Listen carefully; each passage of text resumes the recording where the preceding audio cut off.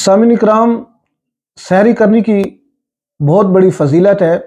صحیح بخاری اور صحیح مسلم کے اندر حدیث ہے، حضرت ابو ہریرہ رضی اللہ تعالی عنہ سے روایت ہے کہ آقا کریم صلی اللہ علیہ وآلہ وسلم نے فرمایا سحری کھاؤ، اس لیے کہ اس میں برکت ہے۔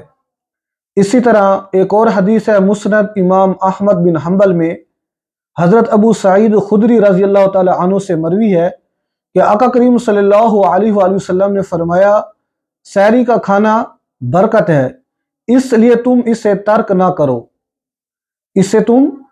نہ کرو، خواہ تم میں سے کوئی شخص پانی کا ایک گھونٹ ہی کیوں نہ پی لے، وہ اس لیے کہ اللہ تبارک و تعالی اور اس کے فرشتے سحری کرنے والوں پر سلام بھیجتے ہیں۔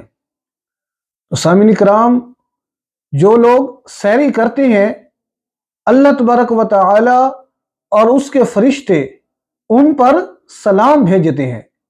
تو سامعین اکرام، یہ کتنی بڑی خوش نصیبی کی بات ہے کہ اللہ تبارک و تعالی اور اس کے فرشتے ان پر سلام بھیجتے ہیں۔